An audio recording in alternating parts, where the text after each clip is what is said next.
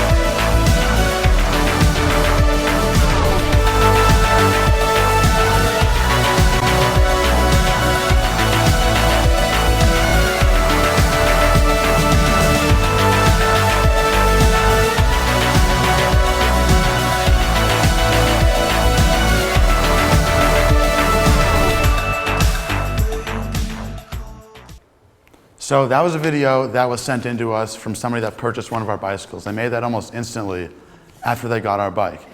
But what I'm going to do is rewind to my sophomore year of college and Jonathan's junior year at one of the lovely local USC bars. Jonathan and I were talking. We saw this new bike pop up on campus, a fixed gear bike, and we think that we're trendsetters. I'm not sure if everyone does, but we figured, hey, we have to get on one of these bikes. They look awesome. They're way cooler than a beach cruiser. So we went to the internet and we looked it up, and we were soon to realize that they cost over $1,000. There's no way that two college kids can spend $1,000 on a bike, especially going to USC, and it's probably gonna get stolen in the first week. So we put on our entrepreneurial thinking caps and said, okay, if a beach cruiser is $150, why is this bike $1,000? How can we make this bike for the same price as a beach cruiser? So we got on the web, like always, and found a manufacturer over in China. And it was very interesting because this manufacturer had never made a fixed-gear bike before. He actually made baby bikes. And we worked with him to create one of the first fixed-gear bikes he'd ever made. And after about 3 months of work, we had an amazing product, and we felt comfortable enough to write a business plan for it. So what we did is we submitted our business plan to Inc. magazine and Alibaba.com, and we actually won a $15,000 grant. And we used this $15,000 to launch this business, and it was amazing. It all went towards bikes. The first bikes came in, and they sold out in 2 weeks. And at that point, we knew that we had a business. So fast forward about 2 years, and now we've sold thousands of bikes. We've been in Inc., Forbes, CNN, Fast Company, and the list goes on. But the point of this talk is not about our bikes and our business. It's about the fact that as two college students, Jonathan and I were able to partner with a man in China who was just starting out his factory. And I want you guys all to know, when we first met our manufacturer, his plant was no bigger than this room. But when we went back this past year, he literally has a 5-story plant, and all of his workers live inside the facility. It's incredible. It's just so crazy that two students with no business experience and no capital to back us could really get in touch with somebody in Asia and build a business with each other and help each other grow. And one of the second things that I want to talk about is, if Jonathan and I can do it, you guys can do it. I could barely pass calculus, and literally somehow we figured out this business. It's not that hard if you have passion and you really just want to take that first step, and it's fun, and if you want to create a business, you can, and you can change the world, and it's amazing. It's not rocket science. You know, at the same time that we were really riding up Solé, pun intended, one of our best friends, Encore Jane, came to us, and he had this revelation.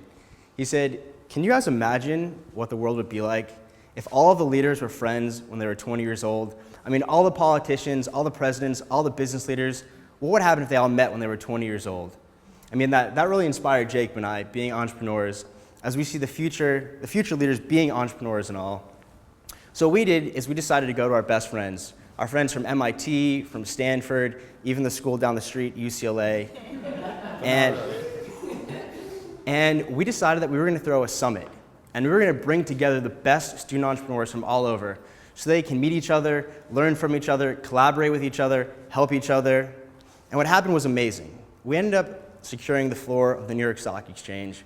We ended up recruiting over 100 student businesses from the United States of America, 150 business leaders, politicians, creatives, you name it. We had everyone from Bill Clinton to Ray Kurzweil at our first summit. And it was amazing, okay? Basically what we did is we mixed these professionals, these experienced professionals, with the youth of today.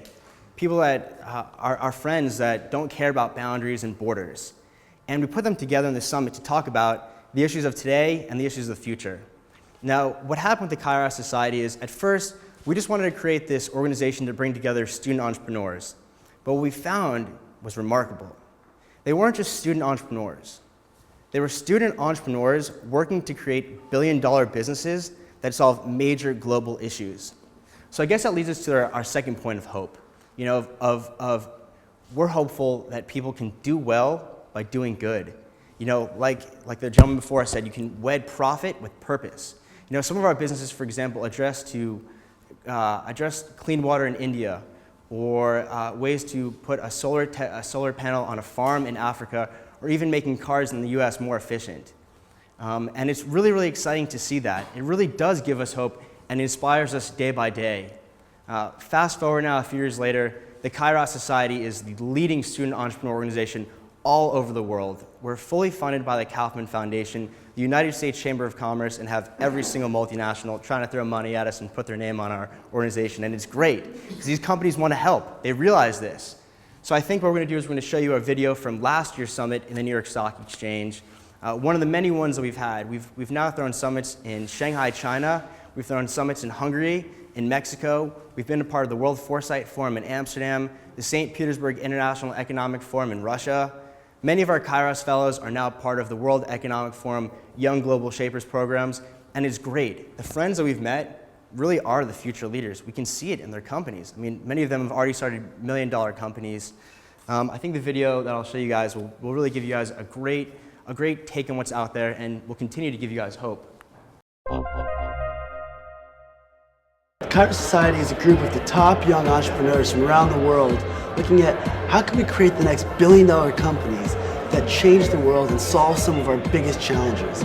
Can we find innovative new solutions to things like healthcare, or education, or clean tech? This generation of young entrepreneurs has more power to change our future than any previous one, because we're connected in ways never before possible. That gives young people new ways to drive innovations for a better future. This past weekend was one of the most inspiring experiences, with 350 of these top young entrepreneurs to come together with mentors in the business world, the political world, the science world, the technology, to say, can we create multinational startups together? Because what would the world look like if the world's most influential people were best friends 20 years ago, working to change the world? That's the vision we have here at the Kairo Society. If you look around, I mean, it's here. This is a global network of young professionals from around the world. My name is Chen Guo. I'm from Shanghai, China. I'm a student at the University of Chicago. I am Kashmira Pramanik from Indian Institute of Technology, Roorkee. My name is Andrew Chakman Yip, and I'm from Hong Kong, China. You know, it's a great program because there's a void. You know, being an entrepreneur and trying to start your own business, it's a very isolating process. I know for me, 90% of the people I deal with are in their 40s. and it takes a lot of time, a lot of sleepless nights. So having a network of other people doing the exact same thing is really nice. I think what makes the event is the people. It's great to be on the New York Stock Exchange. It's a little surreal, taking it all in. It's kind of cool to think that at least one of these companies will be traded on these floors within 5 or 10 years, and this is where it all starts. This is where it all begins. We start with $500. At the first month, we made about $200,000, and we say, hey, this is a great business. Let's do a company. We believe that we could change the lives of the rural area people at our country. That's our mission, and that's how we work. Kairos has been great for us. It's contributed a lot to our business. It's helped us get in touch with business owners who have large properties that could use lighting solutions, as well as VCs who have consulted us on working and developing different models. We've made numerous business contacts with students across the globe, and that's actually contributed to our ability to expand into Turkey, Panama, and Brazil. So I'm the founder of Neverware. Neverware created the Neverware Juice Box, which is a server that you can put into a school or a hospital, and suddenly all the old computers in the building will run super fast and never need to be replaced ever again. The point that we're trying to get across is that there are some fantastic water purification technologies out there. One of them happens to be the Pure Sachet made by Procter & Gamble. So what we've taken here is dirty water and sludge off the streets of New York. In 10 liters of water, we put in one of these sachets, and in about 10 minutes, it gets instantly cleared out. And what happens is that the dirt gets clumped and coagulated into these little clusters that'll either sink to the bottom or to the top. And all you have to do is filter it with any simple cloth, put it into another jar, and it's ready to drink. Cheers. Cheers. Cheers. And I sat in a room earlier today, and someone asked, what's the difference between a small business owner and an entrepreneur? And the mentor said, a small business owner, they start a company, they run a business. An entrepreneur solves a problem.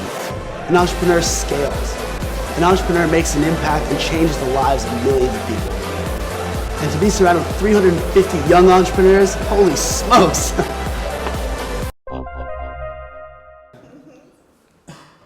So that was one of our best friends and actually our roommate, Encore Jane.